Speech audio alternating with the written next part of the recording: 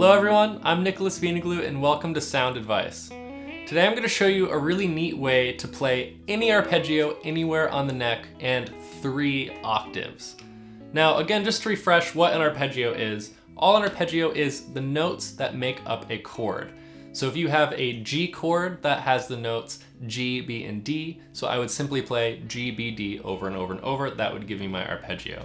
Another way I like to think of arpeggios is think of a chord, for example, like a sandwich with all the ingredients in it ready to eat. And an arpeggio is that sandwich ingredients laid out in front of you. So you can go, oh wow, in that sandwich there's lettuce, tomato, mayonnaise, pickles, whatever, onion, right? So the arpeggio is, say, all the information of that chord laid out in front of you. So normally when we think of an arpeggio, and maybe you have some go-to fingerings already, right? Let's say I'm playing a G triad arpeggio, right? That's just my root, third, fifth, root, third, fifth, root, right? And that's a very common shape. Maybe you play it like this or like this. But what happens if I say, okay, start here and end up all the way here, 3 full octaves? Most people will go, okay, I could go, here's 1, 2, and then ride that top string up all the way, which can be fine, but it can be really clumsy. If you're doing it fast, it's not gonna happen, right?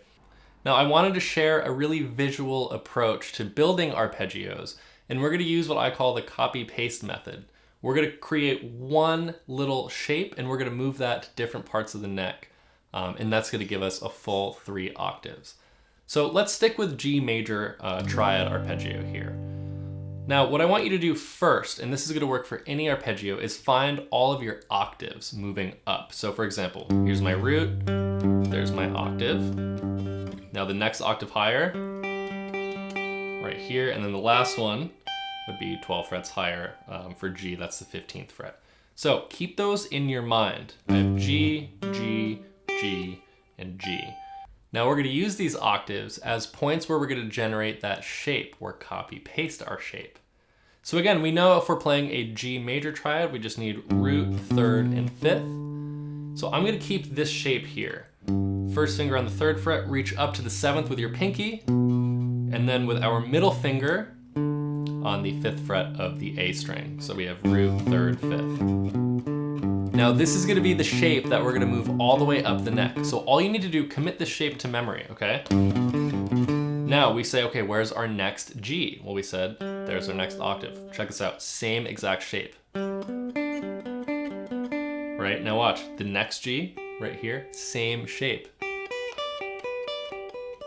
And then we've reached our octave. So check this out. Simply by generating one shape, we can bring that up the neck using our octaves and play a full 3 octave arpeggio. Now the neat thing about this is it works with any kind of chord. Maybe I say, okay, let's play a minor triad. How do I play a minor arpeggio? Well, I know in my head, okay, if this is major, root, 3rd, 5th, all I have to do is bring that down 1 half step, right? When we make a major chord minor, we lower that 3rd 1 fret. So I say, great, here's my new shape. And I'm gonna move that shape to every octave. Check this out. And there it is. Now let's do one more example. Let's say we wanna do major 7, right? So now we're adding in an extra note. So how are we gonna do this? Well, I know my triad arpeggio for major, right? 1, 3, 5, 1, 3, 5, 1, 3, 5. And I know the only thing that's different from a triad and a 7th chord is we're adding a 7th, right?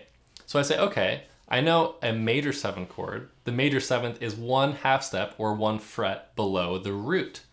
So I say, okay, here's my 1, 3, 5. Now this is my next octave. So I'm just gonna start 1 half step below that and slide in. And that will give me 1, 3, 5, 7, 1, 3, 5.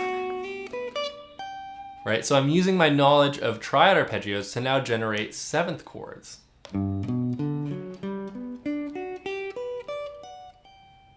Now these are really handy for accessing different parts of the neck. Maybe you're starting a solo down here,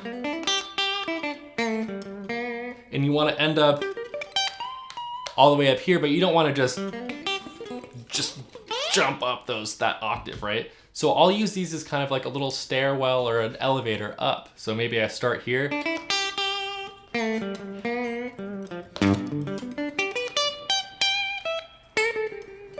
So you can see that there's a lot of uses for this. One, it's going to really help you learn the fretboard. You're learning all the names of the notes because you're just using the same shape, so it's really easy to visualize. Also, if you need to quickly generate an arpeggio that you're maybe unsure of, if you know the notes that you need to use, you can just create one shape and then move that up or down the neck. And it's also a great way to incorporate some stronger melodic content and move up and down the fretboard in a solo. So I challenge you, try playing any song that you're really comfortable with and incorporating one of these arpeggios into it during a solo, or try writing a melody using this technique and see where it takes you. Hope you have fun.